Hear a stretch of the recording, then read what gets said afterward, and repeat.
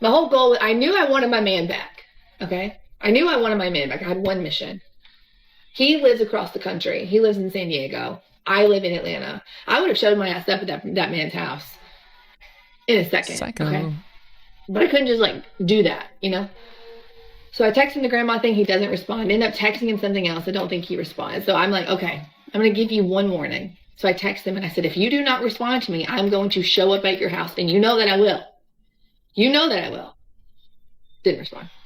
Nothing. By this time, I know what he's doing, right? He's trying to hold my feet to the fire because I'm the one who broke up with him. So he was trying to like hold my feet to the fire.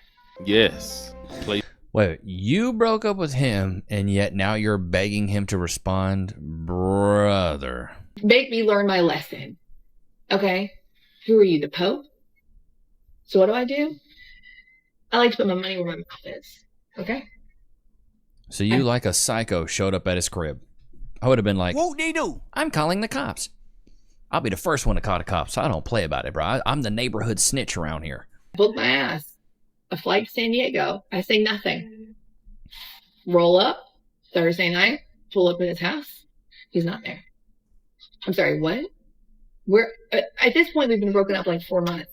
But I feel like in 4 months I still like know your schedule. I still like know your routine-ish, you know? Where are you on a Thursday night? I'll let her get through this story, but I'm going to tell y'all a story after this. I'm pissed. Okay. So he lives in a condo. I'm sitting in an apartment and I'm sitting in the first of all, I get there, I get on the elevator, I go up to his door, I start knocking on the door and I start ringing the doorbell. But I can tell no one's home because there's like no movement whatsoever. Because I'm like, psycho. nothing, no movement. So I'm like, okay, he's not home. Okay, let me give him like 30 minutes, go downstairs.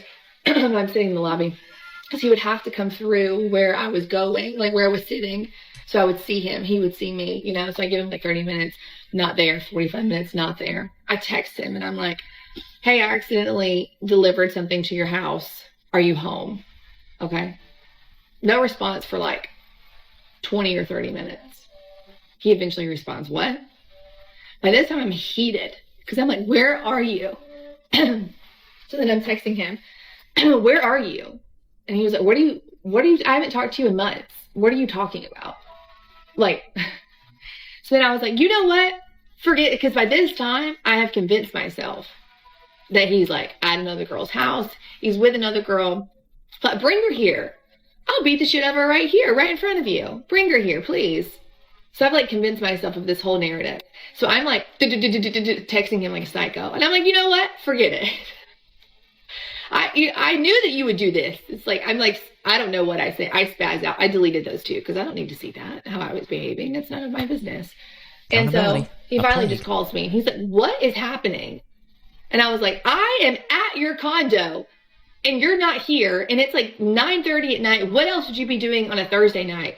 And he was like, I was playing soccer. I'm on my way home right now. My phone was like on the sidelines, blah, blah, blah. And I was like, oh.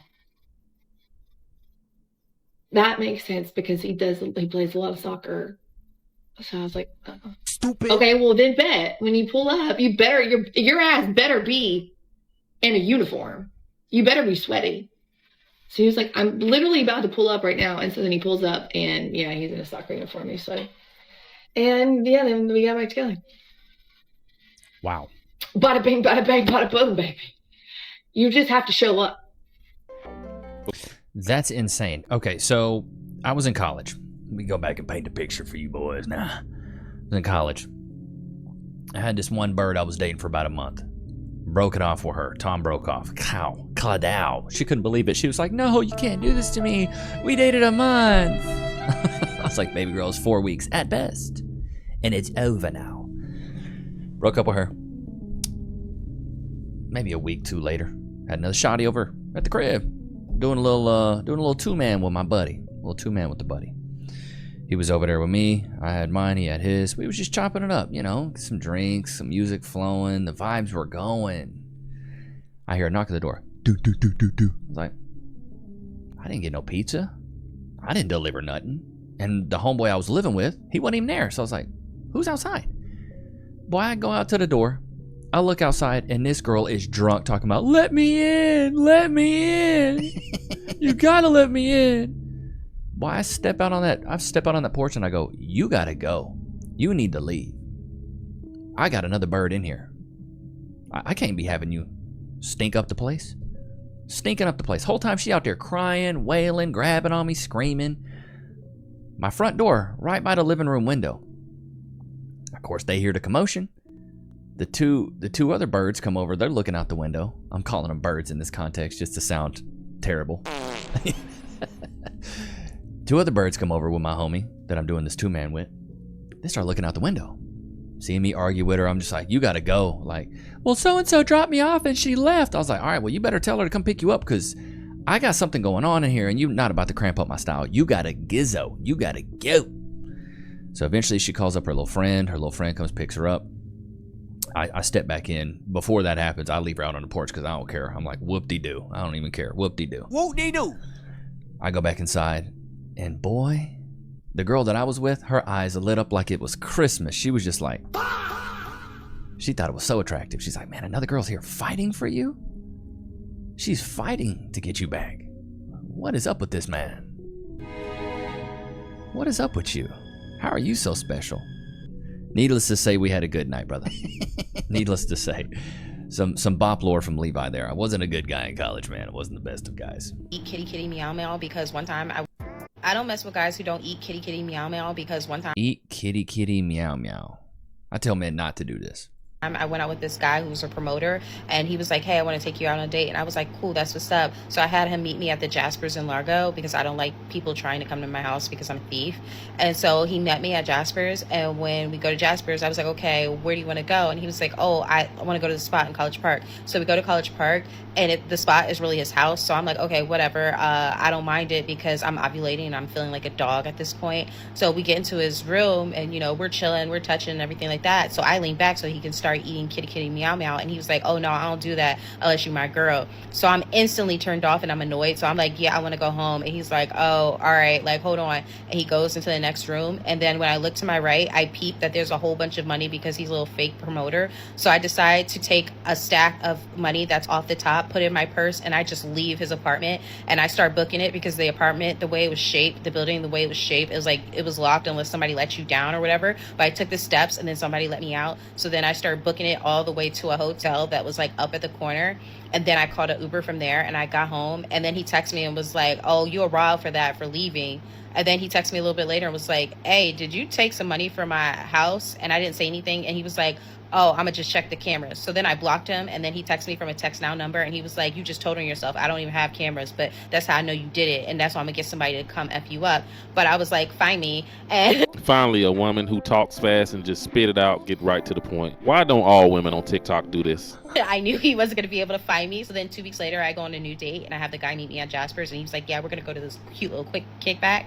We go to the kickback and then lo and behold, he knows the guy or they're in the same circle. So the little promoter is there. And so he starts spazzing on me or whatever. And I'm just like, oh my gosh, like acting like I don't know this guy. I'm like, someone please get this black guy away from me. I'm so scared. You know, I'm trying to pull the whole light skin in distress type situation. And it totally worked because the guy I was with was like, oh, he tripping. So the dude grabs my purse, but lo and behold, that was my favorite rainbow purse. And it had nothing but my rainbow lip gloss and an ID that was expired.